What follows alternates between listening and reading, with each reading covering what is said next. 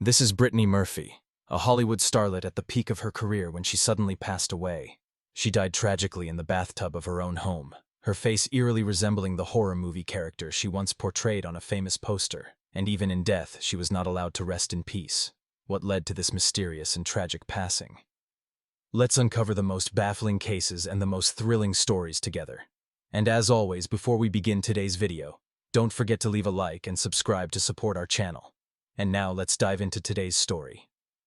Back then, Brittany entered the entertainment industry first, but the one who received all the spotlight was Alicia Silverstone. Although Brittany played the lead role, she only left a faint impression on the audience. Later, she appeared in the film Girl Interrupted, and that movie helped Angelina Jolie, then a rising newcomer, earn an Oscar. But despite having plenty of screen time, Brittany was barely mentioned. She wasn't even featured on the movie's poster in Sin City. What truly left a strong impression on the audience was Jessica Alba's beauty and figure. Even when Brittany played Eminem's girlfriend, the film became a stage for Eminem to shine. Not her viewers, who haven't seen these films, might think that Brittany only ever played supporting roles because she lacked talent. But in reality, her acting was more than adequate. She even had a unique charm of her own. Unfortunately, in the movies she appeared in, there was always another character who outshined her. Moreover, her voice was also distinctive. Slightly husky, captivating and sensual. A voice that was instantly recognizable. In the famous animated film Happy Feet, Brittany Murphy often performed the song Somebody to Love, astonishing both critics and audiences with her powerful and emotional voice.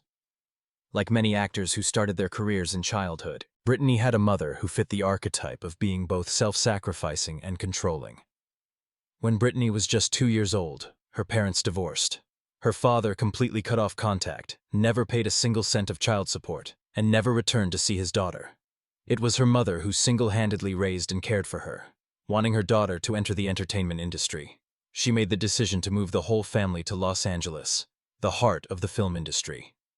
Every day from the crack of dawn, her mother would take her everywhere, lining up and pleading just to secure a single audition spot for her little girl. When Brittany began to gain fame, her mother didn't hesitate to quit her job and devoted herself fully to supporting her daughter behind the scenes. From major tasks like arranging interviews and events to minor ones like buying coffee or bringing lunch, she took care of everything herself. In an emotional interview, Brittany once shared, "I've never been away from my mother, not even for a day in my life." If this had happened when she was still a child, it wouldn't have seemed unusual. But at that point, Brittany was already a grown woman in her 30s. So instead of seeing it as a touching example of an inseparable mother-daughter bond, many believed that the relationship was actually a form of excessive control from her mother, one that neither of them could let go of. This mother even went so far as to imitate her daughter's appearance completely. When Brittany dyed her hair blonde, her mother immediately did the same. Not only did she change her hair color, but if you compare Brittany's earlier and later films, it's easy to notice a drastic change in her appearance, as if she were two different people. Back when she starred in Clueless, she was still a young girl with a round, childlike face, but later on her chin became increasingly sharp and angular, looking as though she had undergone cosmetic surgery on her jawline. From there, rumors about her getting plastic surgery began to spread. Brittany and her mother quickly denied them, saying, "My daughter is completely natural. It's all just the result of weight loss." That statement sounds familiar, doesn't it? It's similar to how Angelababy in China once claimed she hadn't had any cosmetic work done, just lost weight and had braces. However, whether plastic surgery actually took place remains a big question mark. Still, one thing is undeniable. Brittany Murphy had changed to a truly alarming extent. Her exact weight was never officially disclosed, but just by looking, anyone could guess that her body weighed at most around 40 kilograms, maybe even less. People who had worked with her on set recalled that they had never seen her eat anything. From morning until night, she survived solely on coffee to keep her energy up, even in scenes that involved eating. Brittany would only pretend to take part. Cinematographers had to use every possible camera angle and visual trick to make the audience believe she was actually eating. From there, rumors began to spread everywhere that Murphy suffered from anorexia, or was abusing substances. In the showbiz world, many actresses have used extreme methods to control their weight. However, being excessively thin can sometimes backfire. That year, Brittany was actually cast as the female lead in the famous film Black Swan. The director even brought in a private ballet coach to help her improve her technique and embody the character more convincingly. However, after much consideration, the production team decided to remove her from the project. One of the main reasons was that Brittany was too thin. Her bony, protruding back lacked the graceful softness required of a ballet dancer. Her replacement, Natalie Portman, later achieved tremendous success with the role and won the Academy Award for Best Actress. Once again, Brittany missed a major opportunity in her career. After that downfall, she quickly became entangled in a series of controversies, such as reportedly acting arrogant on set, frequently arriving late and disrupting filming schedules. Worse still, an anonymous rumor claimed that she had once worked as a high-end escort in the entertainment industry, although no one could verify whether these accusations were true or false. After waves of media scrutiny, Brittany's career was reduced to mostly low-budget horror films, no longer basking in former glory. Not only her career but also her love life became increasingly turbulent. While filming 8 Mile, she was rumored to be romantically involved with lead actor Eminem. The two shared a remarkably emotional and well-matched on-screen chemistry. But in real life, the relationship quickly fell apart. Brittany couldn't tame the heart of a rebel. Later, she dated Ashton Kutcher, her co-star, and just married for over a year. However, their romance ended when Ashton became involved with the older Hollywood star Demi Moore. After the high-profile couple split, Brittany once bitterly joked, "Demi's garage may be old, but the interior's been renovated far better than mine." After those two high-profile relationships ended, she continued dating and was even engaged twice, but all of them quietly fell apart. One of the biggest reasons was her overly controlling mother. Every time she went on a date, even just to watch a movie or have dinner, her mother insisted on tagging along like an uninvited third wheel. There was even a time when she blatantly declared, "You can marry my daughter, but even after the wedding, I'll still be living with both of you." Just that one condition alone was enough to send those men running for the hills. No one dared to commit to a relationship with such an overbearing mother-in-law. And so as the years passed, Brittany Murphy turned 32, carrying with her a string of failed relationships. But as they say, fate always leaves a door open. She met someone who feared nothing. Simon Monjack, a British man. From the very beginning of their relationship, both the industry and the public disapproved. And for good reason. Not only was he 7 to 8 years older than Brittany Murphy, but he also had neither fame nor fortune. What shocked people even more was that Brittany had once dated big names like Eminem and Ashton Kutcher, and yet she chose Simon as her life partner, a man who was clearly lacking in both looks and status.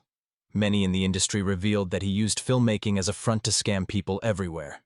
In reality, he was a professional con artist. Simon often used the excuse of not receiving funding to pressure others into listing him as a writer or co-creator of films. But once his name was officially credited, he would immediately go back on his word and contribute nothing financially as promised. Even worse, he had been arrested twice for using a colleague's credit card for personal expenses. The second time he was arrested, the person who bailed him out was Brittany Murphy, who by then was already his girlfriend. With a criminal record and no U.S. green card, Simon was constantly at risk of being deported by immigration. Marrying Brittany Murphy was the only way he could stay in the country legally. Looking at the big picture, this man was nothing short of untrustworthy. Some might even call him outright trash. So why did Brittany Murphy agree to marry him? The reason Brittany Murphy gave for her decision to marry was very simple. "Because my mother likes Simon. He's like her own son. So no matter what, I have to find a way for him to stay in the U.S." At first glance, this sounded no different from a sham marriage, just one that was openly acknowledged without any attempt to hide it. Even so, this Beauty and the Beast quietly held their wedding in 2007. After the wedding, Brittany spent $16 million to purchase a luxurious mansion in Beverly Hills.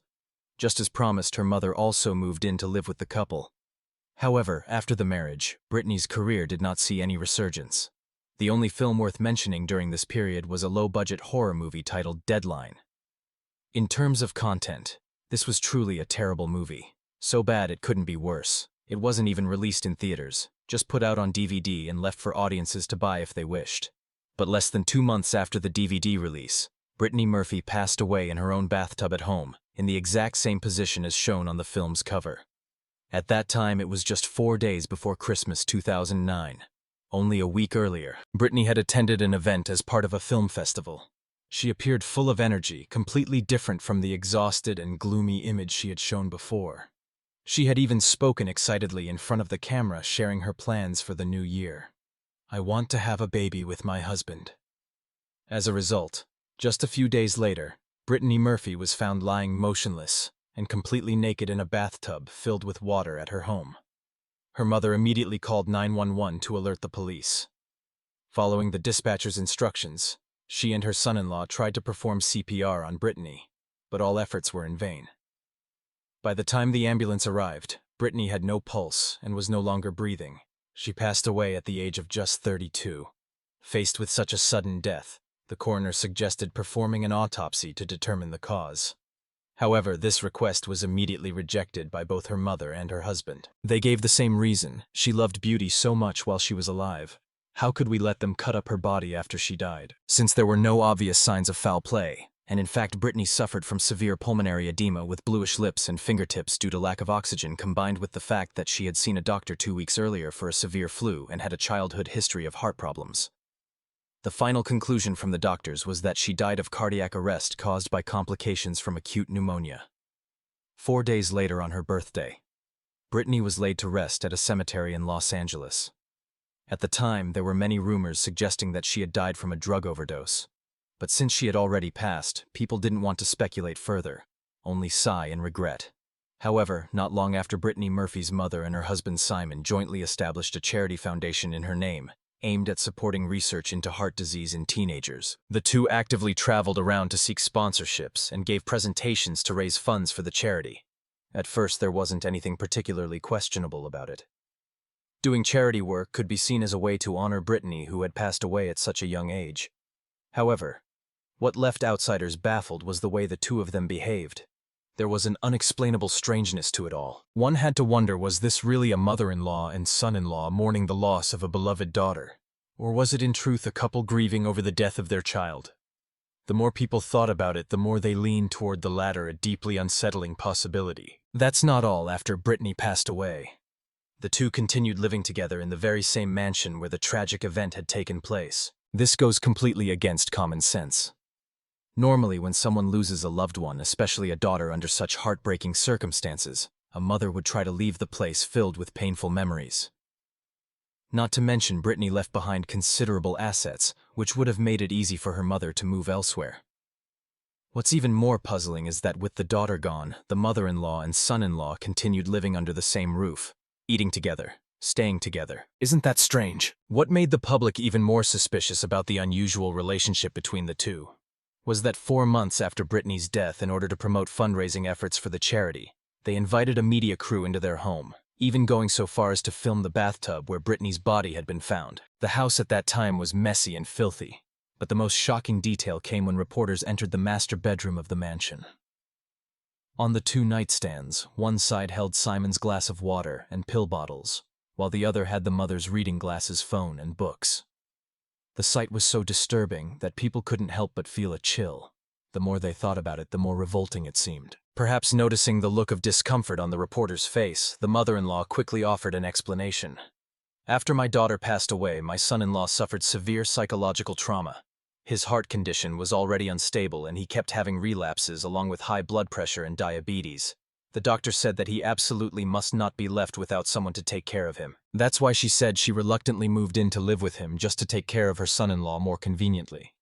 But the more she explained, the more suspicious everything seemed. Even so, her words weren't entirely baseless, because just 1 month after that interview, the son-in-law also unexpectedly passed away in the bathtub of the same mansion. Not only was the manner of death eerily identical, but the cause was exactly the same: acute heart failure triggered by pneumonia. Within just 5 short months, 2 out of 3 people died in the same way, under the same roof, in the same house. If someone were to claim that Simon took his own life out of grief over his wife's death, then believing in ghosts would actually sound more reasonable. Because when Brittany became a ghost, she felt so disgusted that she couldn't ignore it and dragged that man down with her. In the eyes of netizens, the deaths of both of them are extremely suspicious.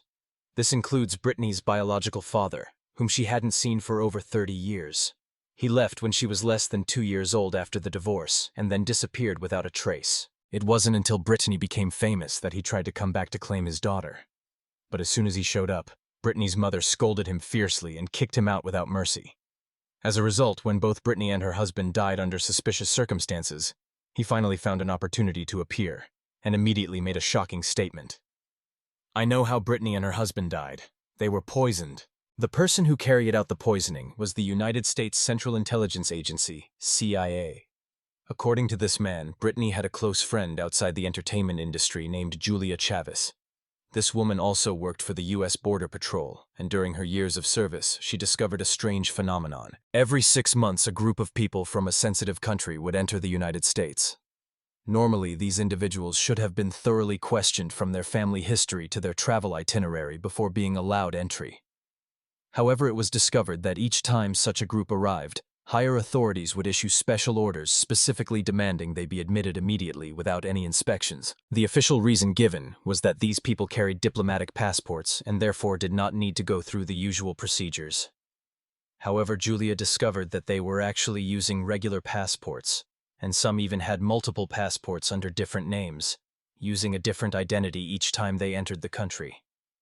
In the end, whether this story is true or false remains unknown to us. But anyone who has watched the show Homeland probably understands this kind of situation. When things like this happen, there are usually only two possibilities. 1. There's a mole within the higher-ups deliberately letting terrorists slip through to cause chaos. Or 2. Someone is orchestrating a massive game, releasing small fish as bait to catch the big sharks later on. But Julia didn't believe in fate. She secretly took some photos as evidence, risking everything she reported to higher authorities in an attempt to expose the truth.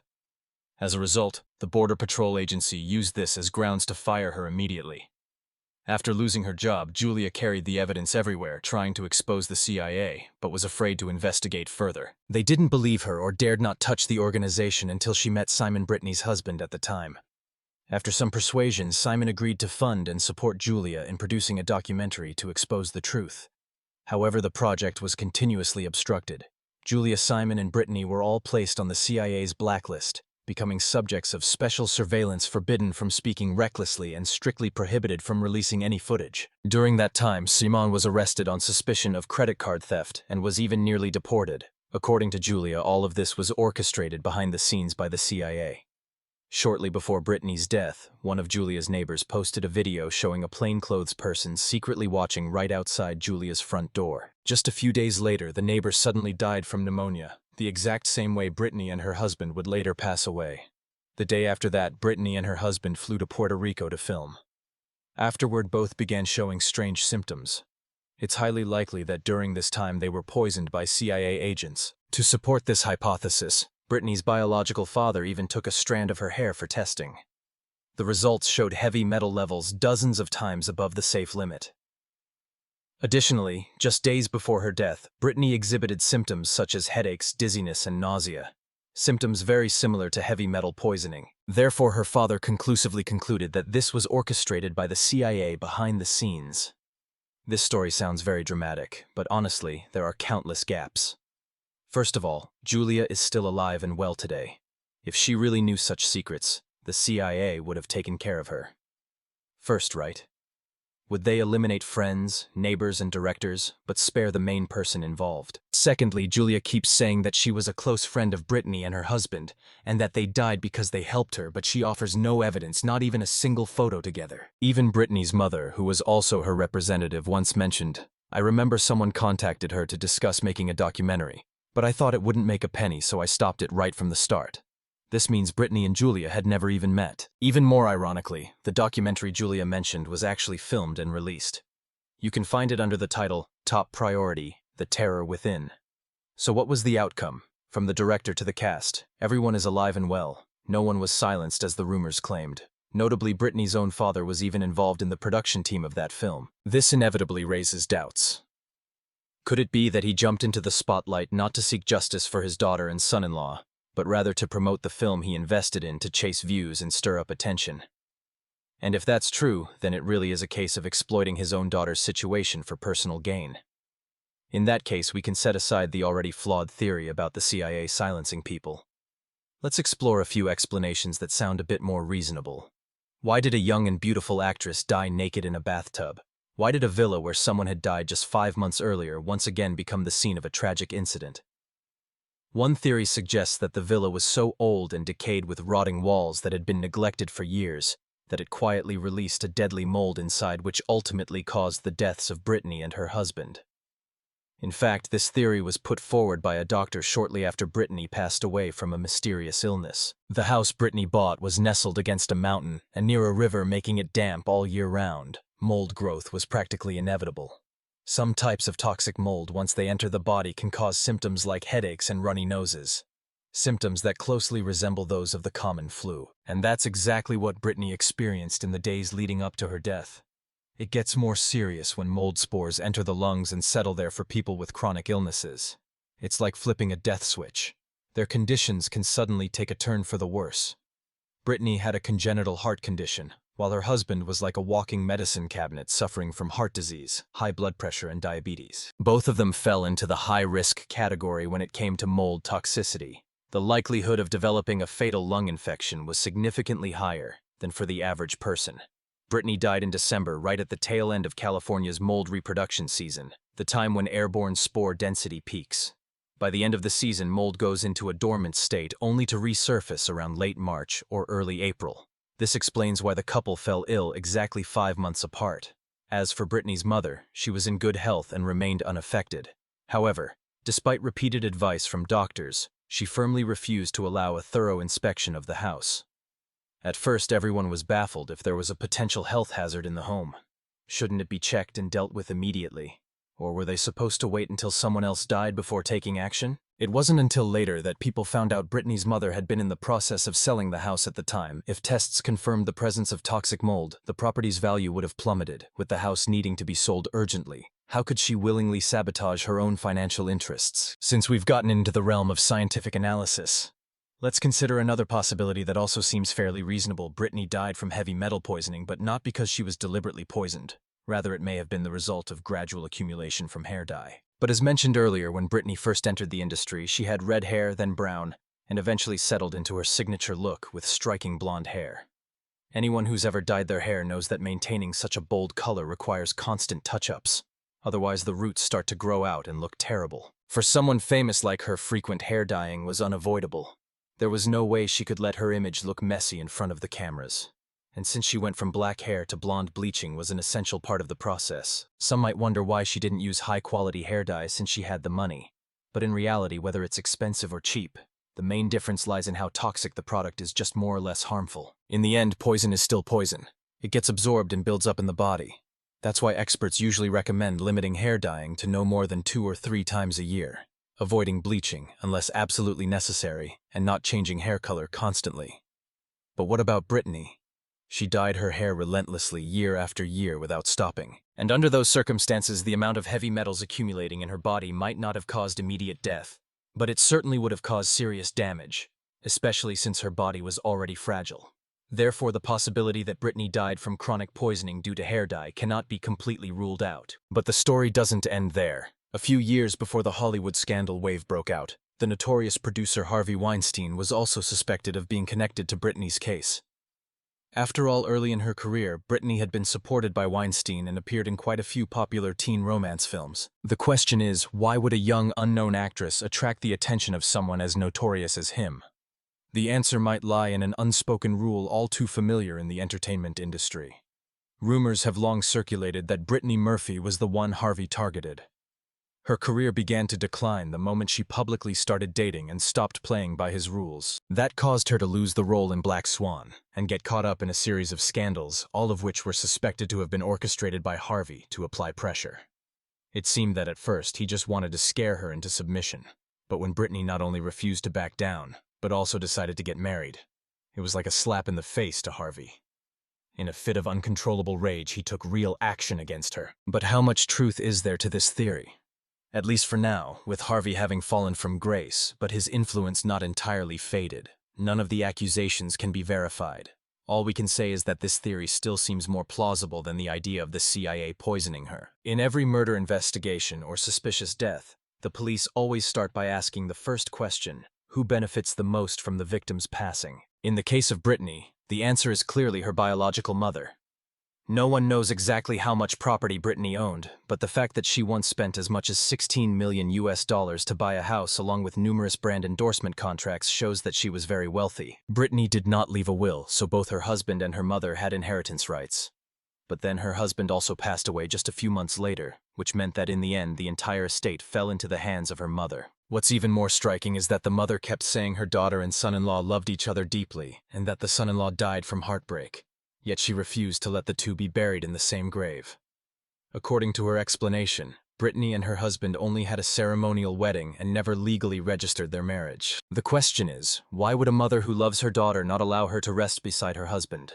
Why would she deny her daughter's marriage? And if we connect this to the detail about the bedside table mentioned earlier, it seems this mystery holds even more strange elements. All you can say is the more you think about it, the more chilling it becomes. And that's where today's story ends. What do you think about this case? Leave your thoughts in the comments below so we can discuss together. And before you go, don't forget to hit like, subscribe to the channel, and turn on notifications to keep up with our upcoming videos.